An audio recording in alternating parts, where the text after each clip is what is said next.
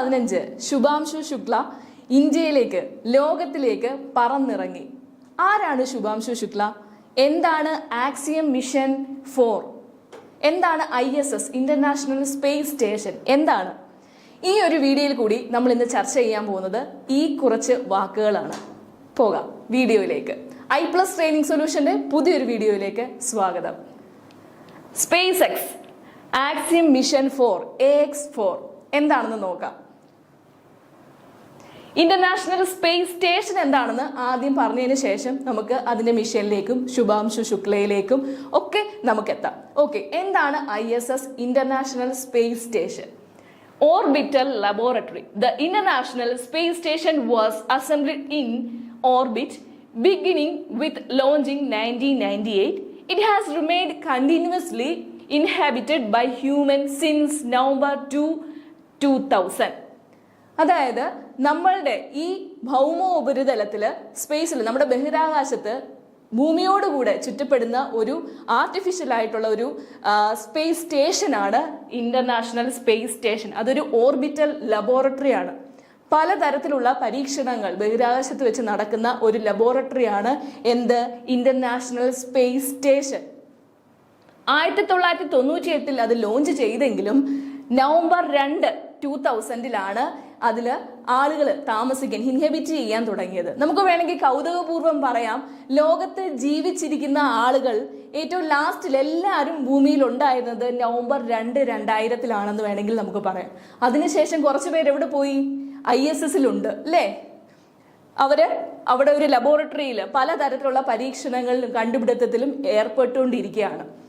ശ്രദ്ധിക്കുക, international partnership. ആരൊക്കെയാണ് ഈ ഒരു ദൗത്യത്തിന് പിന്നിലുള്ള രാജ്യങ്ങളെന്ന് നമുക്ക് നോക്കാം.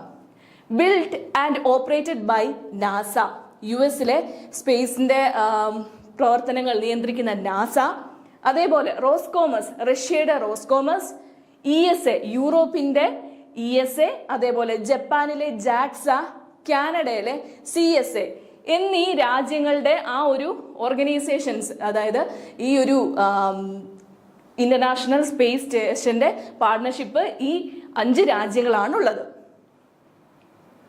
ISS-ന്റെ പർപ്പസ് അല്ലെങ്കിൽ എന്താണ് അതിന്റെ ഒരു ഫങ്ഷൻസ് എന്ന് നോക്കാം. Scientific research. ആദ്യമേ പറഞ്ഞു, നൂതനമായ കണ്ടുപിടുത്തങ്ങൾ, പലതരത്തിലുള്ള സയന്റിഫിക് ആയിട്ടുള്ള റിസർച്ചുകൾ നടത്തുകയാണ് ആ ഒരു ഇന്റർനാഷണൽ സ്പേസ് സ്റ്റേഷന്റെ പ്രധാന ദൗത്യം.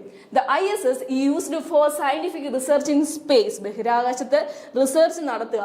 Helping us learn about health, ആരോഗ്യപരമായി. അതേപോലെ ടെക്നോളജി, എർത്ത് ആൻഡ് യൂണിവേഴ്സ്, നമ്മുടെ ഭൂമിയെ പറ്റി, ഈ പ്രപഞ്ചത്തെ പറ്റിയുള്ള രഹസ്യങ്ങൾ കണ്ടുപിടിക്കുക, അതുമായി ബന്ധപ്പെട്ട റിസർച്ചുകൾ നടത്തുക എന്നുള്ളതാണ് ISS-ന്റെ പ്രധാന ലക്ഷ്യം. Test bed for future exploration, ഭാവിയിലേക്കുള്ള കണ്ടുപിടുത്തത്തിന്, നമ്മുടെ ചൊവ്വയെ പറ്റിയും നമ്മളുടെ മൂണിനെ പറ്റിയും ഒക്കെയുള്ള അതിനും മുന്നോട്ടുള്ള പല പല കണ്ടുപിടുത്തത്തിന് വേണ്ടിയിട്ടുള്ള ഒരു ടെസ്റ്റ് ബെഡാണ് എന്ത്? ISS ഇന്റർനാഷണൽ സ്പേസ് സ്റ്റേഷൻ എന്ന് പറയുന്നത്. അതേപോലെ international corporation. The ISS is a symbol of global network teamwork showing how countries can unite to achieve shared goal in science and space exploration. ഈ ഒരു പ്രപഞ്ച രഹസ്യങ്ങൾ തേടിയുള്ള പല രാജ്യങ്ങളുടെ ആ ഒരു ടീം വർക്കിന് വേണ്ടിയിട്ട് ഈ ISS, ഈ സ്പേസ് സ്റ്റേഷൻ പലപ്പോഴും ഭാഗമാകാറുണ്ട്. ഓക്കെ, അടുത്തത് എന്താണ് സ്പേസ് എക്സ്? സ്പേസ് എക്സ് എന്ന് പറയുന്ന ഒരു കമ്പനിയെ പറ്റിയാണ് നമ്മൾ അടുത്തതായിട്ട് പഠിക്കാൻ പോകുന്നത്. എന്താണ് SpaceX? SpaceX space exploration technologies corporations ആണെന്ന് പറയപ്പെടുന്നത്. It is a private American company, aerospace കമ്പനിയാണ്. Founded in 2002 by Elon Musk. ഒരു സ്വകാര്യ വ്യക്തിയുടെ കമ്പനിയാണ്. ബഹിരാകാശ ആ ഒരു റിസർച്ചുമായിട്ടൊക്കെ ബന്ധപ്പെട്ട ഒരു കമ്പനിയാണ് സ്പേസ് എക്സ് എന്ന് പറയുന്നത്. പലപ്പോഴും പല രാജ്യങ്ങളുടെയും കുത്തകയായിരുന്നു ഇങ്ങനെയുള്ള റിസർച്ചും ഇങ്ങനെയുള്ള ബഹിരാകാശ യാത്രകളും ഒക്കെ.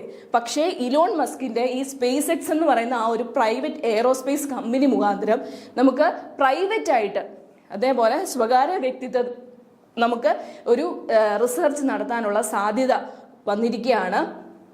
Its mission is to reduce space transportation cost and enable colonization of Mars.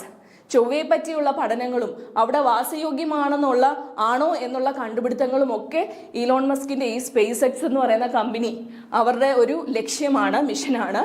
അതേപോലെ ഈ സ്പേസ് എക്സിന്റെ ഹെഡ് ക്വാർട്ടേഴ്സ് എന്ന് പറയുന്നത് US കാലിഫോർണിയയിലാണ്. ഇലോൺ മസ്ക് ആണ് 2002 സ്പേസ് എക്സ് എന്ന് പറയുന്ന ഒരു പ്രൈവറ്റ് എയറോസ്പേസ് കമ്പനി രൂപീകൃതമായത്. ഇനി എന്താണ് space X axiom mission 4? Axiom mission 4 കൂടിയാണ് നമ്മളുടെ ഇന്ത്യക്കാരനായ ശുഭാംശു ശുക്ലയും മറ്റ് 4 പേരും കൂടി സ്പേസിലേക്ക് ISSലേക്ക് എത്തിപ്പെട്ടത്. അതിനെപ്പറ്റി ഡീറ്റെയിൽ ആയിട്ട് നമുക്ക് നോക്കാം. A major milestone in expanding private access to space. ബഹിരാകാശത്ത് നമുക്ക് പ്രൈവറ്റ് ആക്സസ് എത്തപ്പെടുക എന്നുള്ളതാണ് സ്പേസ് എക്സിന്റെ പ്രധാന ലക്ഷ്യം എന്ന് നമ്മൾ പറഞ്ഞു. അതേപോലെ space X axiom mission 4 operators എന്ന് പറയുന്നത് സ്പേസ് എക്സും അതേപോലെ US നാസയും കൂടി ചേർന്നിട്ടാണ്. നാസയും അതേപോലെ സ്പേസ് എക്സും കൂടെ ചേർന്നിട്ടാണ് ആക്സിയം മിഷൻ 4 എന്ന ദൗത്യം ഓപ്പറേറ്റ് ചെയ്തത്. അതേപോലെ അതിന്റെ പ്രധാന ലക്ഷ്യം എന്തായിരുന്നു? Supports the commercialisation of space. സ്പേസിലെ കൊമേഴ്ഷ്യലൈസേഷൻ, അതേപോലെ international corporation in human space flight. മനുഷ്യന്മാരെ പ്രൈവറ്റ് ആയിട്ട് സ്പേസിലേക്ക് എത്തിക്കുക എന്നുള്ളൊരു ദൗത്യം കൂടിയായിരുന്നു നമ്മളുടെ സ്പേസ് ആക്സിയം മിഷൻ 4 ഉള്ളത്. എന്തായിരുന്നു ആ സ്പേസ് ആക്സിയം മിഷന്റെ ഓവർവ്യൂ? മൊത്തത്തിൽ നമുക്കൊന്ന് നോക്കാം എന്തായിരുന്നു സംഭവിച്ചതെന്ന് നോക്കാം. ഇതിന്റെ ഓപ്പറേറ്റർ നമ്മൾ പറഞ്ഞു, ആക്സിയം സ്പേസിന്റെ ഓപ്പറേറ്റർ ആരൊക്കെയായിരുന്നു? സ്പേസ് എക്സും നാസയും ആയിരുന്നു. ആ സ്പേസ് ക്രാഫ്റ്റിന്റെ പേര് സ്പേസസ് ക്രൂ ഡ്രാഗൺ എന്നായിരുന്നു. ഗ്രേസ് എന്നുള്ളൊരു ഓമന പേരിലും അറിയപ്പെടുന്നുണ്ട്. സ്പേസ് എക്സ് ക്രൂ ഡ്രാഗൺ എന്നാണ്, അതേപോലെ ഗ്രേസ് എന്നും അറിയപ്പെടാം. അതേപോലെ ലോഞ്ച് വെഹിക്കിളിന്റെ പേര് space X falcon 9 block 5 rocket എന്നായിരുന്നു. ലോഞ്ച് ഡേറ്റ് എന്നായിരുന്നു? വിക്ഷേപണം ജൂൺ 25 2005 ജൂൺ 25 ആയിരുന്നു ആ ഒരു space X mission 4 axiom mission 4 launch ചെയ്തത്. ഡോക്ക് ചെയ്തത് അവിടുത്തെ ISS പോയിട്ട് ഇത് ഡോക്ക് ചെയ്ത് കണക്ട് ചെയ്യുക ആ ഒരു ദിവസം എന്ന് പറയുന്നത് ജൂൺ 26 2020 ജൂൺ 26 ആയിരുന്നു അതിന്റെ ഡോക്കിംഗ് ടൈം ഡോക്കിംഗ് ഡേറ്റ് എന്ന് പറയുന്നത്. അതേപോലെ പരീക്ഷണങ്ങൾക്ക് ശേഷം അൺഡോക്ക് ചെയ്ത ദിവസം എന്ന് പറയുന്നത് ജൂലൈ 14 2025 അതേപോലെ ലാൻഡ് ചെയ്ത ഡേറ്റ്, സ്പ്ലാഷ് ഡൗൺ ചെയ്ത ഡേറ്റ് ജൂലൈ 15 2025 മിഷൻ ഡ്യൂറേഷൻ 20 ദിവസത്തെ ഒരു ഡ്യൂറേഷൻ ആയിരുന്നു. മൊത്തത്തിൽ 18 ഡേറ്റ് ആയിരുന്നു അവർ അവിടെ ഉള്ളത്. ബാക്കി 2 ദിവസം അവിടെ യാത്രയായിരുന്നു. ലാൻഡിംഗ് സൈറ്റ് കാലിഫോർണിയയിലെ സാൻഡിയാഗോ എന്ന സ്ഥലത്തിന് അരികിലായിട്ടുള്ള പസഫിക് ഓഷനിലായിരുന്നു ഈ ഒരു സ്പേസ് എക്സിന്റെ ആ ഒരു ക്രാഫ്റ്റ് അത് താഴെ വീണത്. ഓക്കെ, റോക്കറ്റ് ഏറ്റവും ശേഷം ഈ 4 പേരെയും കൂടി തിരിച്ചെത്തിയത് പസഫിക് ഓഷന്റെ സാൻഡിയാഗോ അരികിലായിട്ടുള്ള കാലിഫോർണിയയിൽ അരികിലായിട്ടുള്ള ആ ഒരു പസഫിക് ഓഷനിലായിരുന്നു.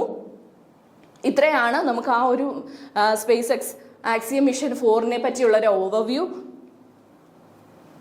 ഇനി ആരൊക്കെയായിരുന്നു ആക്സിയം മിഷൻ 4 ക്രൂ അംഗങ്ങൾ? ആരൊക്കെയായിരുന്നു നോക്കാം.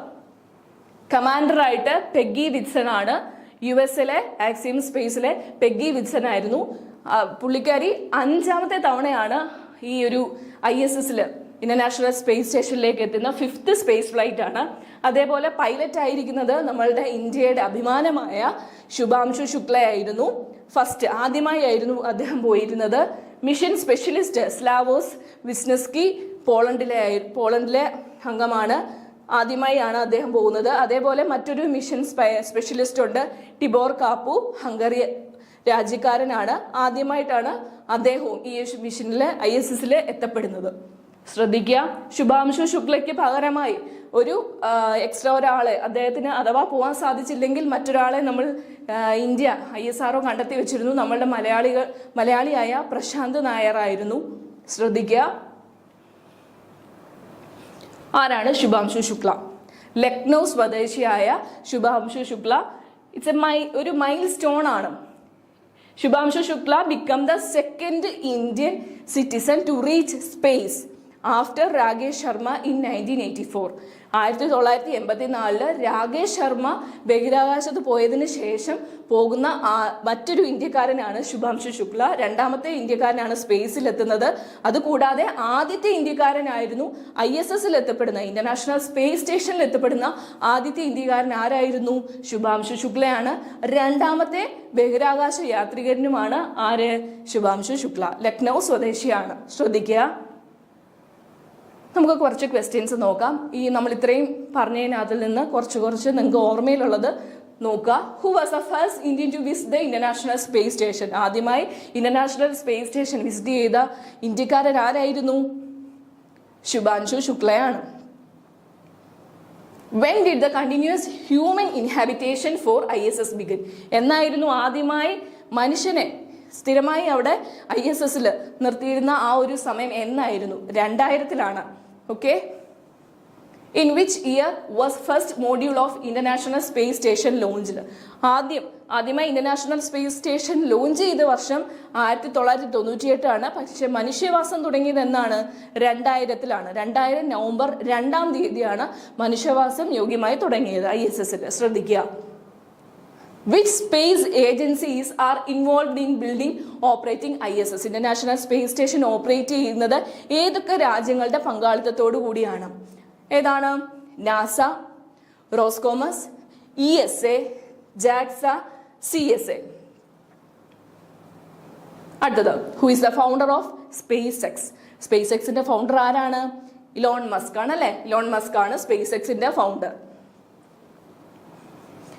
When was the SpaceX was founded? എന്നാണ് ഈ സ്പേസ് എക്സ് എന്ന് പറയുന്ന ആ ഒരു പ്രൈവറ്റ് എയ്റോസ്പേസ് കമ്പനി രൂപീകൃതമായത്? 2002-ലാണ്. Who was the commander of Axiom Mission 4? Axiom Mission 4-ന്റെ commander ആരായിരുന്നു? കമാൻഡർ പെഗ്ഗി വിറ്റ്സൺ ആണ്. പെഗ്ഗി വിറ്റ്സൺ ആണ് 5-ാമത്തെ തവണയാണ് ISS-ലേക്ക് ആ ഒരു സ്ത്രീ, ആ ഒരു വുമൺ ആണ് പോയത്. ഓക്കെ.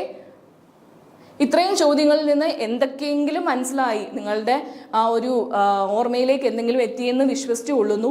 നോട്ട് എഴുതി വെക്കുക. കറണ്ട് അഫയേഴ്സുമായി ബന്ധപ്പെട്ട ചോദ്യങ്ങൾ ചോദിക്കാൻ സാധ്യതയുണ്ട്, ഓർത്ത് വെക്കുക. അപ്പോൾ താങ്ക് യു.